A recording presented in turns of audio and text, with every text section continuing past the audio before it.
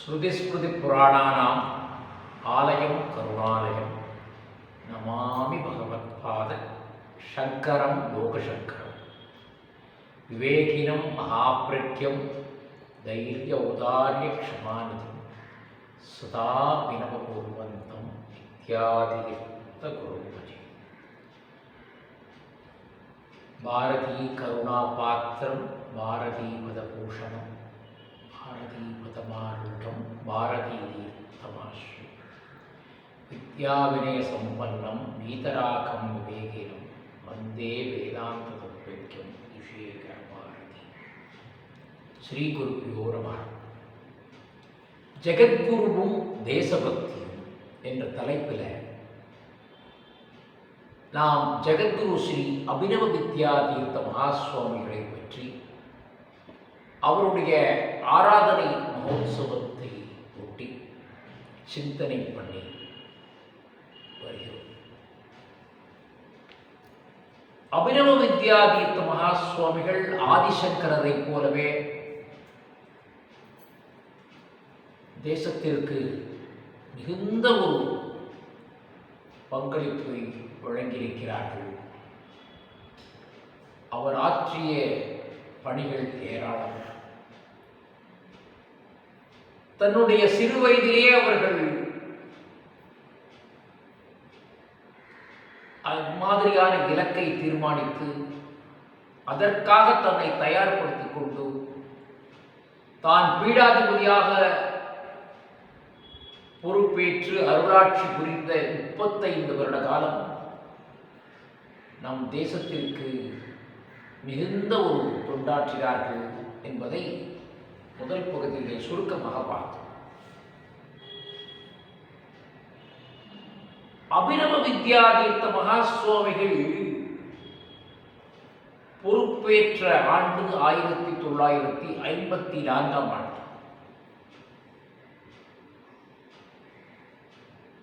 அவர்கள் துறவரம் பெற்று சில ஆண்டுகளுக்கு பிறகே மடத்தினுடைய நிர்வாகம்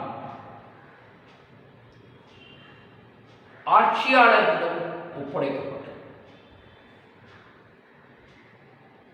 1934 ஆண்டு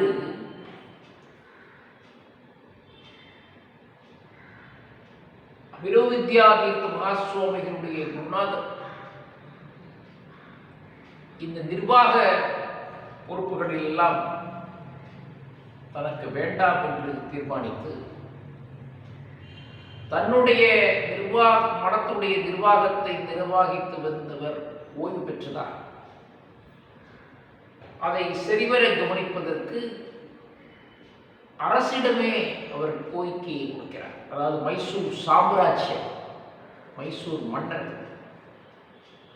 1934 ஆண்டு அவர்கள்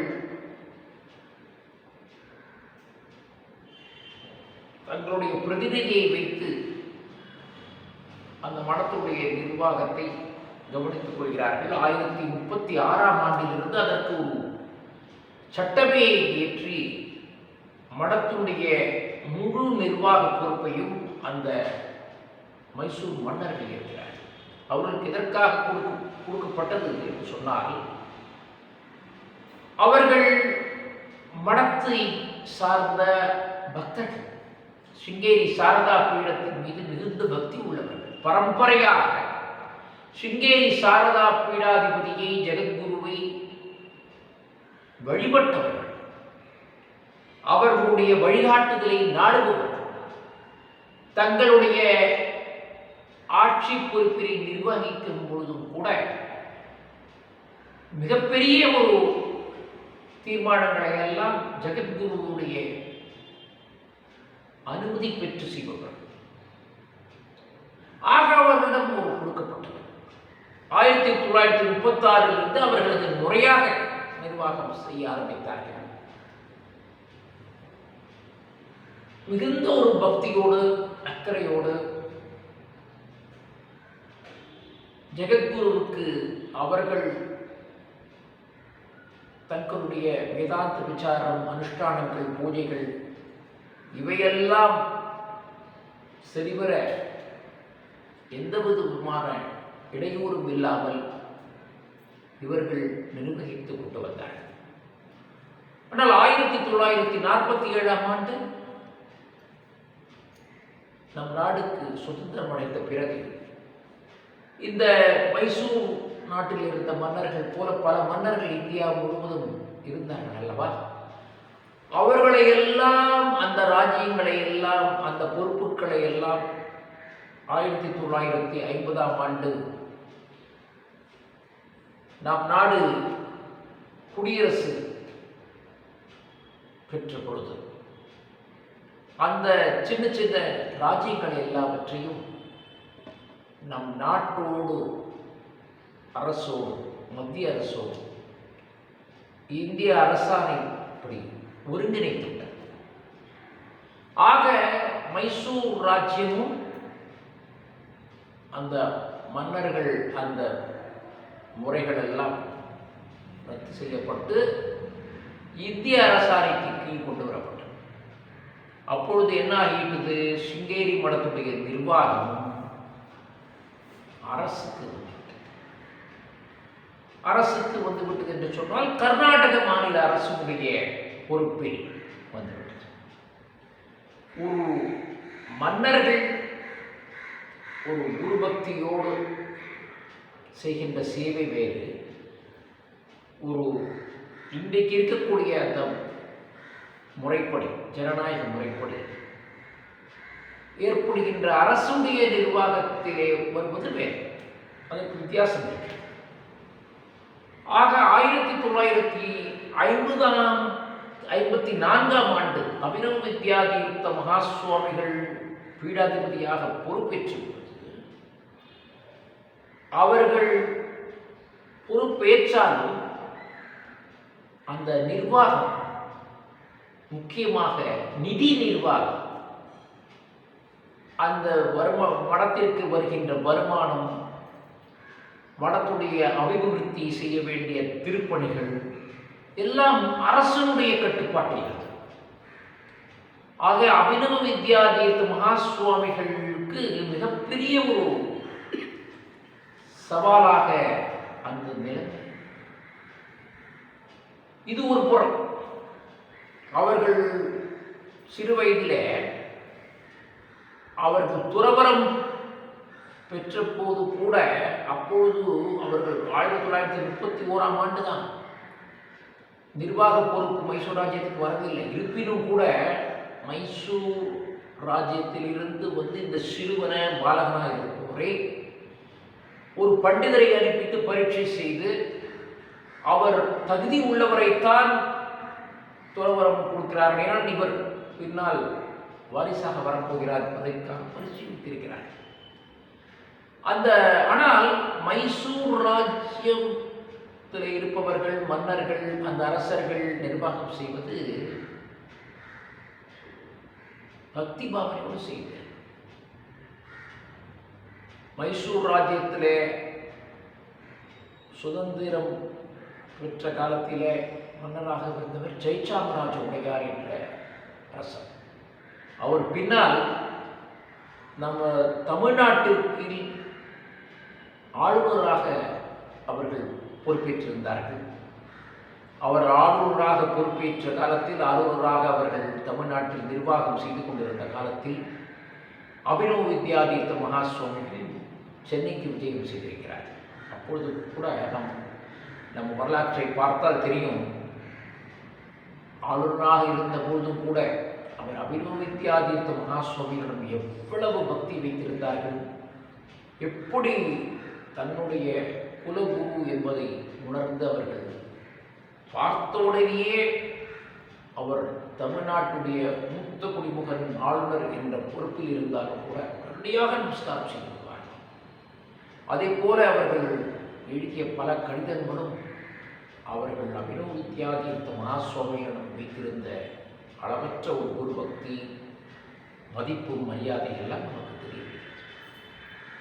ஆனால் இப்பொழுது 1950 இருந்து நிர்வாக பொறுப்பு முழுமையாக மாநில அரசுக்கு வந்துவிட்டது. அபினவ வித்யாதீர்த்த மகா சுவாமிகள் பொறுப்பேற்று சில ஆண்டுகளில் கர்நாடக மாநில அரசு ஜாகிர் அபாலிஷன் ஆக்ட் என்று ஒரு சட்டத்தை கொண்டு வர தீர்மானிக்கிறது. ஜாகிர் ரத்து செய்கின்ற ஒரு தீர்மானம்.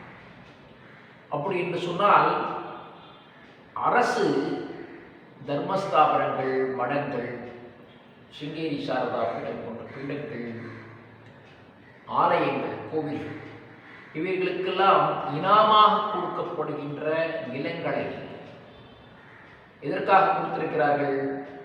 மக்கள் பணிக்கு உபயோகப்படுத்துவார்கள், நல்ல பணிகளுக்கு உபயோகப்படுத்துவார்கள் என்பதற்காக இதற்கெல்லாம் இனாமாக கொடுக்கப்பட்டிருக்கிறது. சுதந்திரம் பெறுவதற்கு முன்பே பல ஆண்டுகளாக நம்ம நாட்டை வாழ்ந்திருந்த மன்னர்கள் பலர் இறைபக்தியோடு வாழ்ந்தார்கள். நம்ம நாட்டில் இருக்கக்கூடிய மன்னர்கள் எல்லாம் இறைவனோடு தொடர்பு கொண்டிருந்தார்கள் சொல்லலாம். நம்ம தஞ்சாவூரில் பார்க்கலாம், மதுரையில் பார்க்கலாம். மன்னர்கள்லாம் இறைபக்தியோடு வாழ்ந்தார்கள். அவர்களுக்கு இறைவன் நேரடியாக தரிசனம் கொடுக்காவிட்டாலும் அவர்களுக்கு கனவில் தரிசனம் கொடுத்து அவர்களுக்கு வழிகாட்டி இருந்தார். அதை நம்ம ராஜராஜ சோழனுடைய சரித்திரத்தில் பார்க்க முடியும். பூசலார் நாயனார் உடைய சரித்திரத்தில் பார்க்க முடியும்.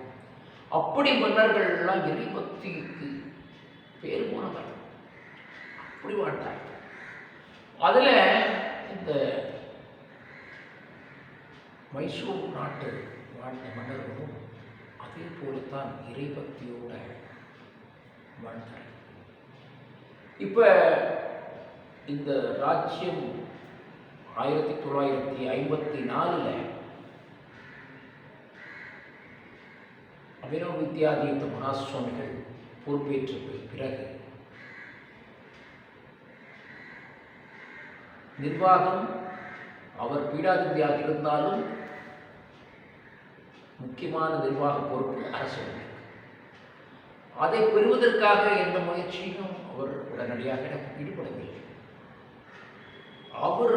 அவருடைய திட்டமே தேசப்பணி, தேசத்துக்கு உதவுவது. தேசத்திலே அப்பொழுதும் இந்தியா சுதந்திரம் பெற்று 7 ஆண்டுகள் தான் ஆகியிருக்கிறது. இந்தியா இன்னும் பல குழப்பங்கள் நம் நாட்டில் இருந்தது.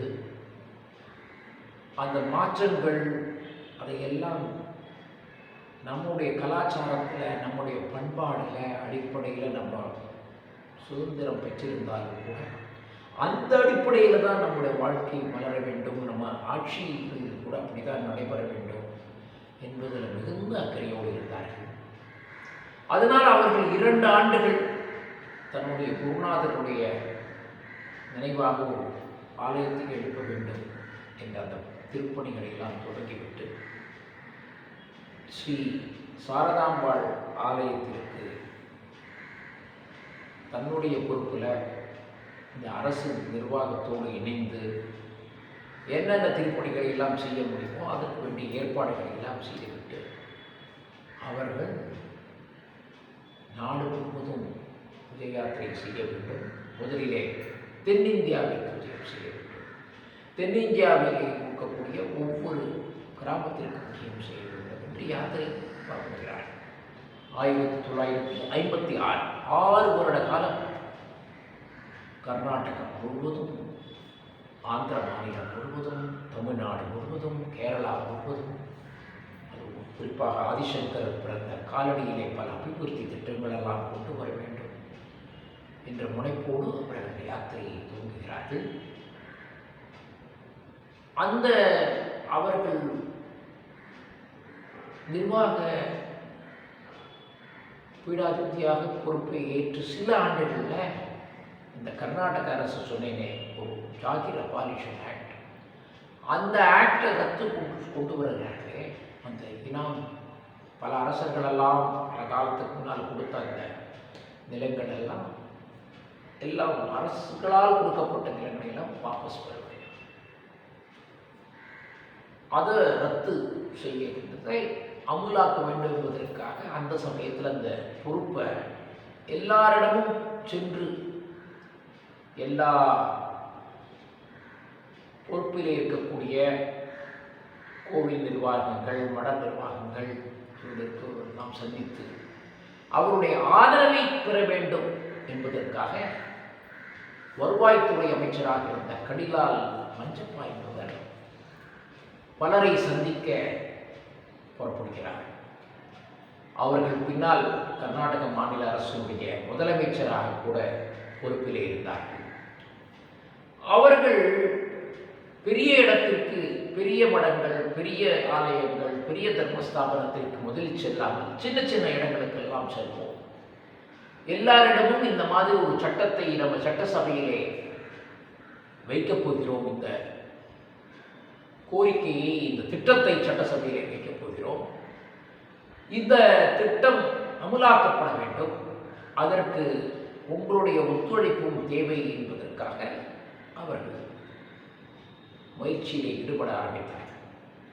சிங்கேரிக்கு அவர்கள் முதலிலே வரவில்லை. சிங்கேரி சாரதாவிடம் பெரிய ஒரு படம், முக்கியமான ஒரு ஸ்தலம், அதனால் பின்னால் வரலாம் என்று தீர்மானித்து அதற்கு பிறகு ஒரு காலகட்டத்தில் சிங்கேரிக்கு வர தீர்மானிக்கிறார். அவர் சிங்கேரிக்கு வருவதற்கு முன்பு பல இடங்களுக்கு அவர் சென்றிருக்கிறார் அல்லவா? அந்த எல்லா இடத்திலும் எதிர்ப்பு. யாருமே இந்த ஜாகீர் அபாலிஷன் ஆக்ட், இந்த ஆக்டை வரவேற்கவில்லை. ஏனென்றால் ஏற்கனவே இனாமாக கொடுக்கப்பட்ட நிலங்களை திரும்பி பெறுகிறார் அரசு. அதனால் இவர்கள் அதற்கு எவ்வளவோ திட்டங்களை அமுலாக்கி, முன்னேற்றங்களை அமுலாக்கி, அதிலே சில வருமானம் கூட அந்த ஆலயங்கள் தர்மஸ்தாபனத்துக்கு வந்து கொண்டிருக்கலாம். ஸோ இதை ரத்து செய்யப்படுவது அவர்களுக்கு பாதிப்பு உண்டாகும் என்பதற்கு எதிர்ப்பு. இந்த எதிர்ப்புகள் இருந்தாலும் நிறைவாக ஒரு எல்லா இடத்திலையும் சந்திக்கிறோம், அதனால் நாம் சிங்கேரிக்கும் செல்ல வேண்டும் என்ற எண்ணத்தோடு அவர்கள் இங்கே வருகிறார். அபினவ் வித்யாதீர்த்த மகாசுவாமிகள் அவர்களை சந்திப்பதற்கு முன்னாலே தயக்கத்தோடு வருகிறார். ஏனால் அவர்களுக்கு தெரியும் நிச்சயமாக எதிர்ப்புத்தான் இருக்கும். ஆனால் இங்கே வந்து பார்த்தால் அவருக்கு ஒரு பெரிய ஒரு மாற்றத்தை காண்கிறார். அபினவ் வித்யாதீர்த்த மகாசுவாமிகள் அந்த அமைச்சர் அவர்கள் வந்த பொழுது அவரிடம் அவருடைய திட்டத்தை, அரசுடைய திட்டத்தை கேட்டு, நான் முதலில் இந்த நாட்டினுடைய குடிமகன், first time citizen of this country, அதற்கு பிறகுதான் நான் பீடாதிபதி, அதற்கு பிறகுதான் நான் துறவி. அதனால் அரசு மக்களுடைய நலனுக்காக, தேசத்துடைய நலனுக்காக கொண்டு வர வேண்டும் என்று எண்ணுகிற எந்த திட்டமாக இருந்தாலும் அதை நான் ஆதரிப்பவன் என்று சொல்கிறார். ரொம்ப ஆச்சரியமாக எடுத்து, நீங்கள் தேசத்துடைய நலனுக்காக இந்த நிலங்களெல்லாம் நாங்கள் திருப்பி கொடுக்க வேண்டும், எங்களிடம் இருக்கக்கூடிய நிலங்களை எல்லாம் கொடுக்க வேண்டும் என்று சொன்னால் அதற்கு நான் முதலிலே ஆதரிப்பவன் என்று சொல்கிறேன். தேசம்தான் முக்கியம். அதனால் சில நஷ்டங்கள் ஸ்தாபனத்துக்கு வரலாம்.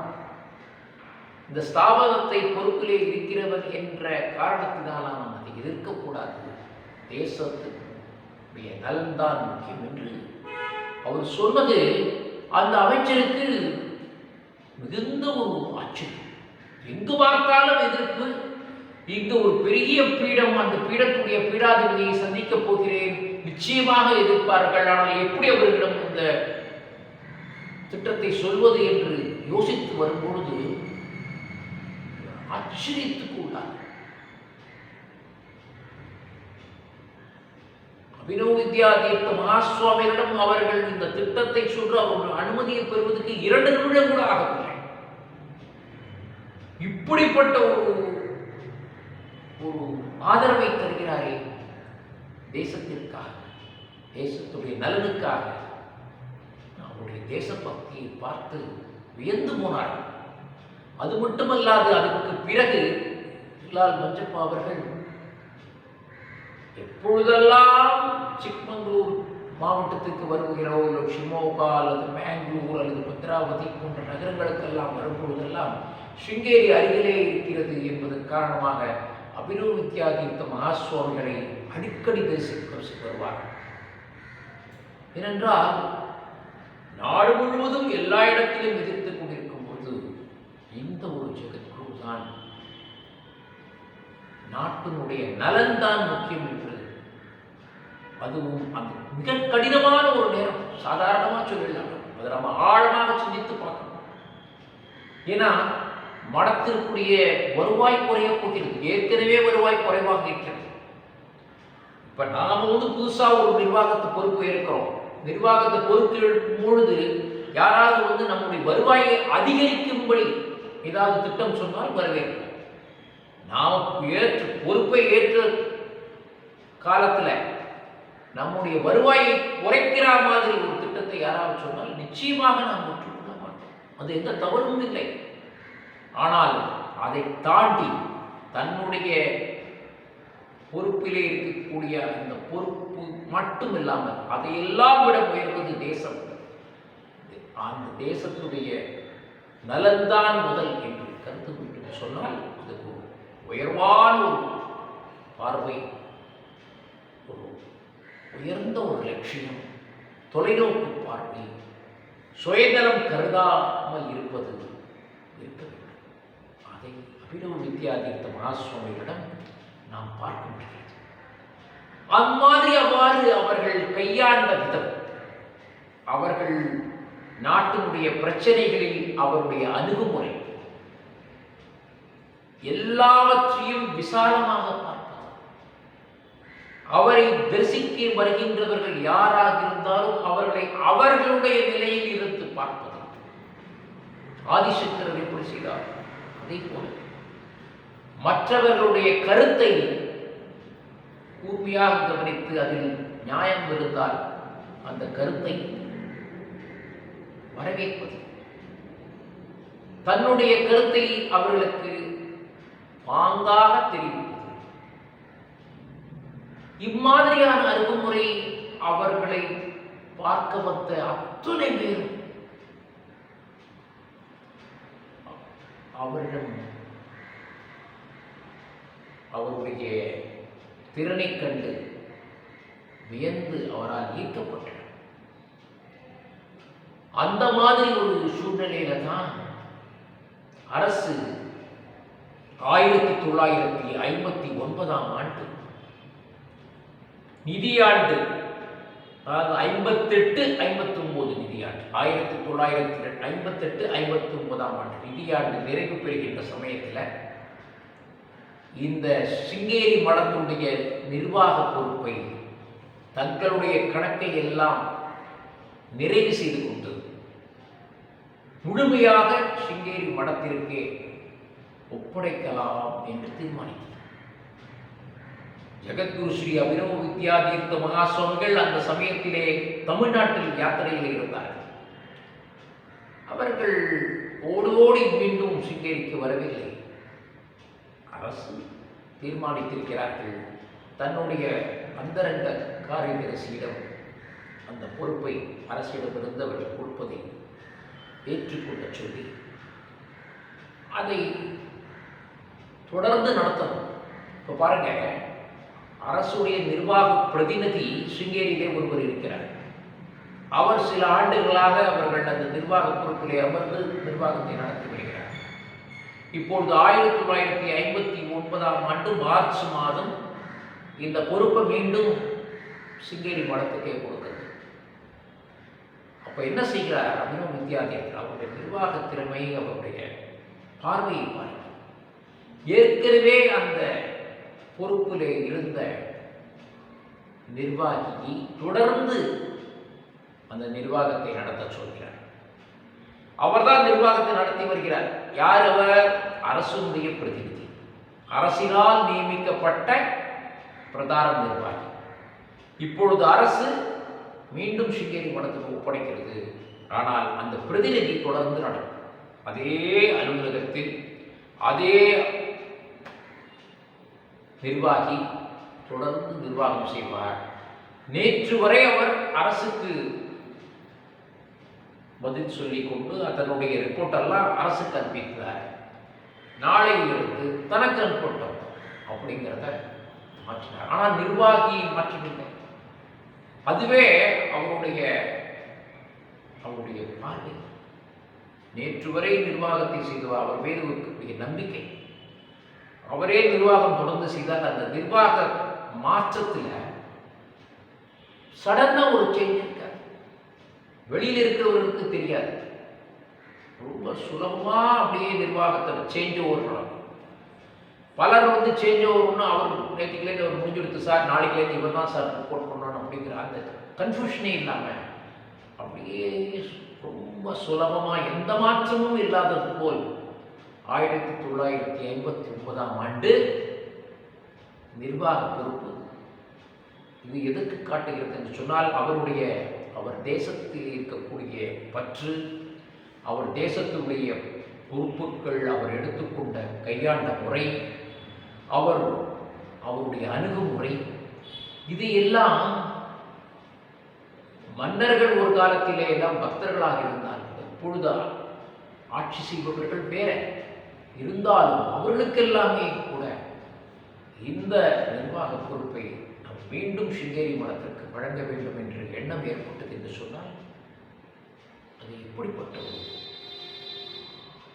ஒரு அணுகுமுறை, அவர் ஒரு பீடாதிபதியாக இருக்கிறார்கள். 5 ஆண்டுகள் கூட அவர்கள் பீடாதிபதியாகி பொறுப்பேற்று 5 ஆண்டுகள் கூட நிறைவாகவில்லை.